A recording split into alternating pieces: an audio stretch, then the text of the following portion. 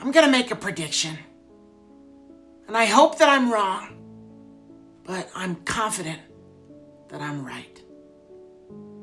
Before any of the facts actually come out, before we even know anything at all, this administration and the right-wing political echo chamber are going to use this tragedy to tell their story and to push their political agenda.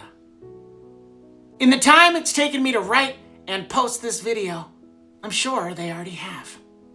Politicians and MAGA media personalities are going to go on television and flood social media with claims about the radical left and calls to turn down the political rhetoric, while simultaneously, the man they voted for and still support is fanning the flames.